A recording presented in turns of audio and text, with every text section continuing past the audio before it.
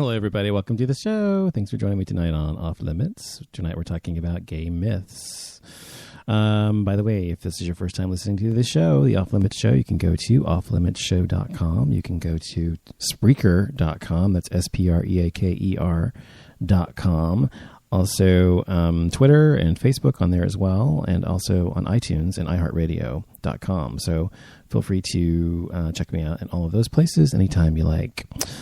It is, what is today? Tuesday, June 16th, 2015. And can you believe it's 2015, by the way? I can't believe it's 2015. I know it just seems like yesterday it was just turning 2000 to me.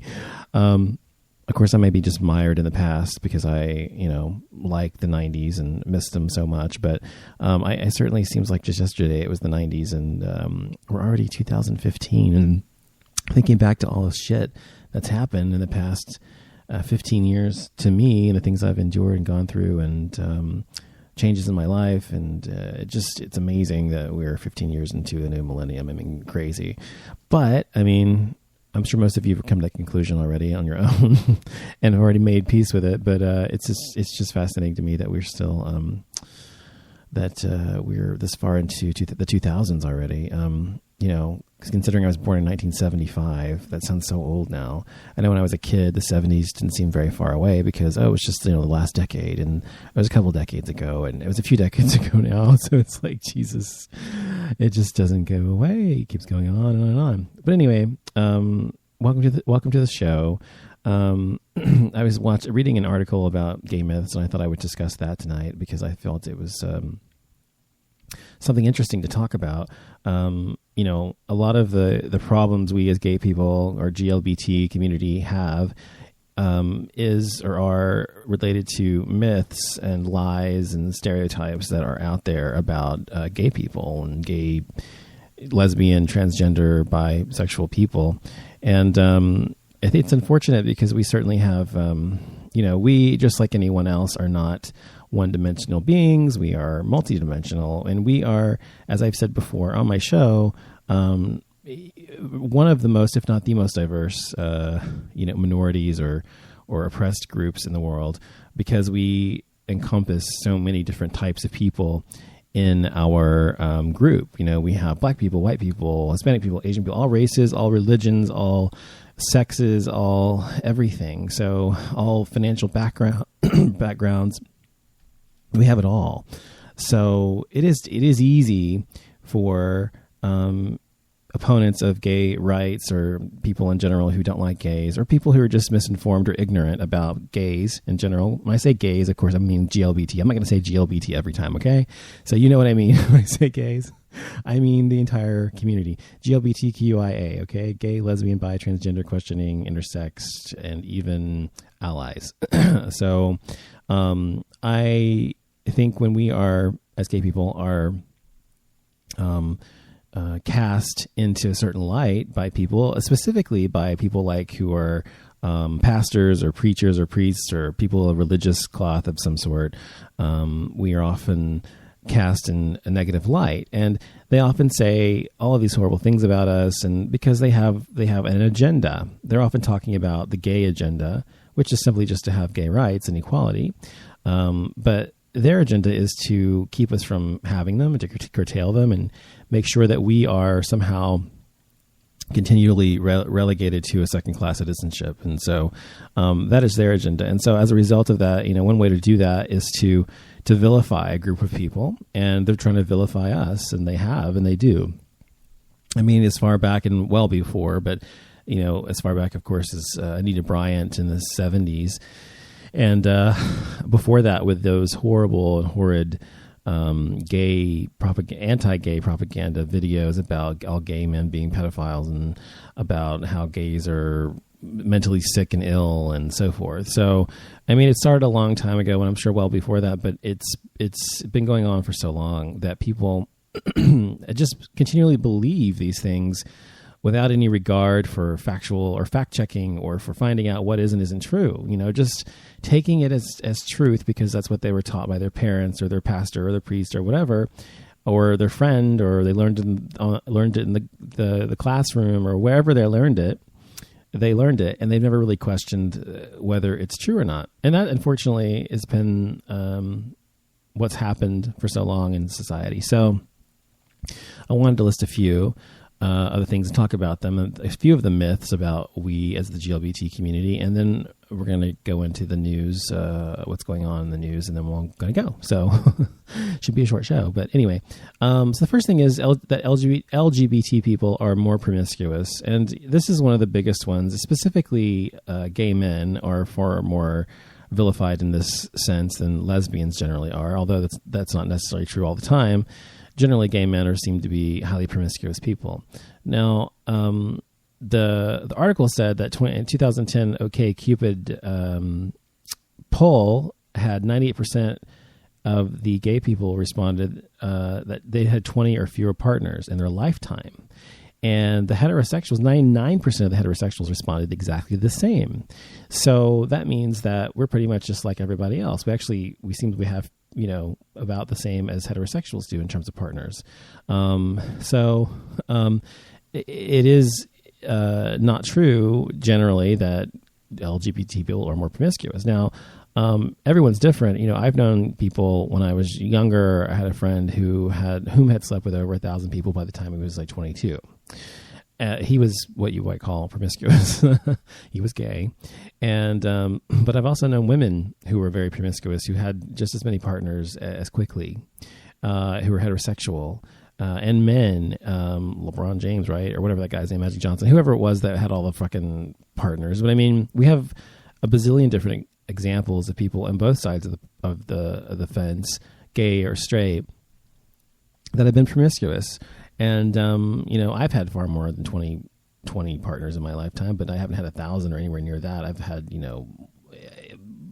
not that many, but more than 20. So to me, 20 seems low personally. But I've been openly gay and out since I was 15 years old, and having sex since I was 15 years old, like most straight people. And a lot of gay people don't come out till later, don't have sex until then. So, I think that's one reason why my number's higher. But anyway, I've also been in the same monogamous relationship for almost 8 years. So, and then before that, I was in one years before for 3 years. And so there were years I didn't have sex at all with anyone but one person.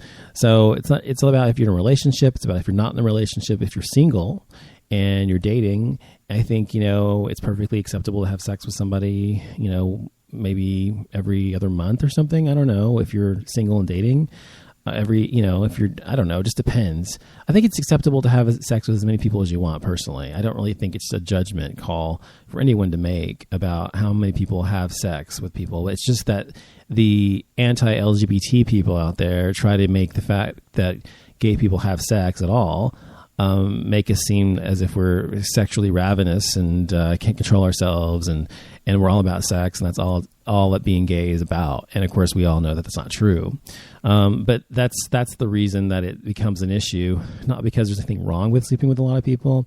I think people should have the freedom to do whatever they want with their own body. It's their choice, and that's fine. Of course, that to me applies, of course, to abortion as well as to sexual conquest or expression, or whatever, or tattoos, or whatever you want to do with your body. It's your body, and I think if you want to do it, that's your choice. I don't think people should hurt themselves, like cutting or trying to kill themselves or something. But I think otherwise, do what you want to do with your body. It's your body. You own it. No one else does, and no one can tell you what to do with it unless you're in prison. So anyway, number one is LGBT people are more promiscuous, and that's simply not true. That's not true at all. Number two, that gay men are repulsed by women and lesbians are repulsed by men. Well, of course, this is not true. This is also part of the... I'm sorry, I'm speechless because I'm so sick of hearing these stupid, ignorant things people say about gay people. Let me get a drink real quick, too. I think it's so ludicrous. Excuse me. But the fact is that, as far as a gay man, I'm gay. There are parts of a woman's body that I am repulsed by just because I don't find the vagina to be attractive, or the vulva or the clitoris or any of that whole area down there. None of that, or labia, none of it is attractive to me at all. I mean, I'm gay. So what do you expect from me? It just, to me, is not something that I would ever want to be near or in or around or close enough to smell or anything else. Okay. It's just not for me. I mean, I'm gay. So what do you expect? And lesbians, I don't think they're necessarily repulsed by men in general, but I think that they, just like me, just like gay men can appreciate a woman's aesthetic beauty. Of course I can appreciate a woman for her beauty and her sexuality and her sexualness and all that great stuff, and can be attracted to a woman in ways that aren't sexual, but I'm not sexually attracted to her. I don't want to have sex with her. And it's the same with lesbians. They are not repulsed by men any more than I'm repulsed by women generally. They just simply have no interest in having sex with them. So it's just another way for the right-wing nutbags to somehow kind of make us seem different and to somehow make us seem aberrant and something wrong with us by saying that we are somehow, that lesbians hate men and that gay men hate women, when in reality it's generally the opposite. Lesbians get along really, really well with heterosexual men generally.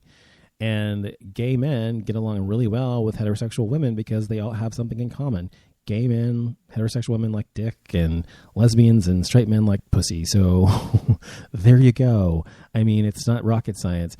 And it's not just that. It's a commonality and it's, that there is between gay men and straight women and lesbians and straight men about mentality generally that they share. So it is, of course, it makes sense that we all would get along with those people, but it doesn't. So it's obviously not true that we're repulsed by the opposite sex. We are not repulsed by the opposite sex. We love the opposite sex just as much as we love our own sex. We just don't want to have sex with them. Number 3, that children of lesbian, gay, bi, and transgender parents are more likely to be gay. According to many, many studies over the past few decades or couple decades, the likelihood of a child being LGBT is no greater than if that child had heterosexual parents. So the kids and the children of LGBT parents turn out to be heterosexual or homosexual just as much as with heterosexual parents. And, it's what's so ludicrous about this whole argument is that, and people say about gay people is that, it's one of the things they use against gay people to say that gay people are trying to indoctrinate children and trying to get, we need to recruit kids. This is one of those old mentalities from the old Anita Bryant days that they used to espouse all the time, and stating that we are trying to recruit people and we need to have more people because we can't breed or something. And so we have to recruit them. I was never recruited. I never got a toaster oven, so I don't know what they're talking about. But the point is that they are no more likely to be gay than if they had heterosexual parents. Because, first of all, most gay people, I'd say, and this is not a statistic, but this is just off the top of my head, but I'd say at least 99% of gay people have heterosexual parents or have grown up with heterosexual parents. And yet they're still gay. They still turn out to be gay. And so obviously exposure to a certain quote unquote lifestyle, or meaning a heterosexual lifestyle, it does not somehow make someone